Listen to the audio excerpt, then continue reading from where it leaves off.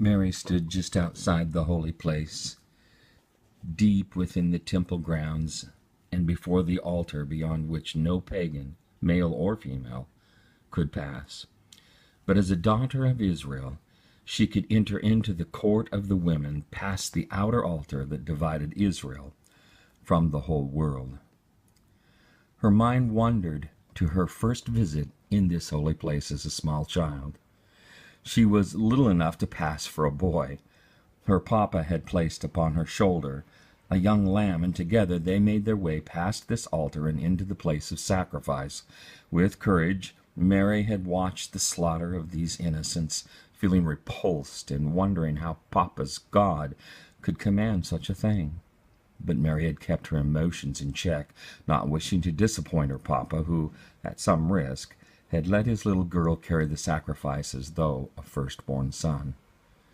But now Mary stood alone. As she moved up and into the holy place, her eyes naturally looked up toward the high columns that surrounded, a partial mist still gathering in the morning's light around the upper chambers, leaving the appearance of columns rising to the heavens. She stepped into the court of the women and remembered his voice, "Mary." The memory was vivid, bringing back the texture of the first moment of his calling her by name.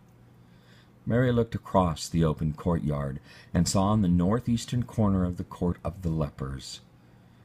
It would never be, Mary thought, that this God, her Papa, would have enjoyed the violence of sacrifice. How? Her thoughts became forceful, like her arguments with her own Papa in Nazareth. How could Yahweh, who alone makes room in his sanctuary for women and for the sick and diseased, how could this God suffer this violent and bloody expression of love and healing? No longer restrained by worry of embarrassing her Papa and feeling the power of this place, she spoke her thoughts aloud. "Do I eat the flesh of bulls or drink the blood of goats? Sacrifice thank offerings to God, fulfill your vows to the Most High, and call upon me in the day of trouble. I will deliver you, and you will honor me."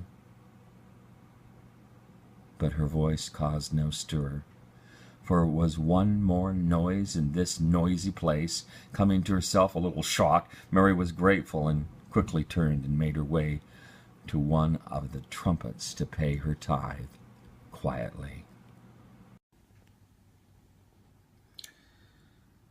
Mary had been careful to drop her few coins into the trumpets inside the holy place, so as to minimize the noise of her coins clinging against the sides of the golden vessels as they fell to the repository at bottom. "Of what are you afraid, little girl?" Mary thought to herself. "It is not as though what little you could give would cause such a racket, especially with the noise of the crowd, the prayers and animals being sacrificed."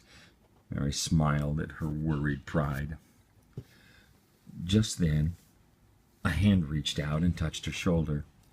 She turned into the smiling and welcome face of her Uncle Zechariah. Before words could be exchanged, Zechariah had given his little niece a bear hug that melted away all the lonely fears that had been building since her descent from Nazareth towards Jerusalem. Like a dam bursting, Mary broke out into a deep and repetitive sob that took Zechariah by surprise. After some moments of solace, Zechariah pushed Mary back, holding her at the shoulders, studying her eyes, leading her out into the holy place, into a quiet corner of the temple grounds under the surrounding colonnades. Zechariah directed Mary to be seated on the steps and took his place beside her. Mary had interpreted Zechariah's silence as a respectful and loving awe, having sensed a deep wound and waiting for the beloved to speak first. She poured out her soul to this priest. Mary kept looking for the shocked and defensive distancing, but found only an accepting and mysterious calm. Finally she was done. She felt consoled in her heavenly Father's home, and by one of his own. She looked up and into her uncle's face, awaiting his words of wisdom and comfort. To her surprise, Zechariah did not speak, but instead took out a tablet he had been carrying and began to write.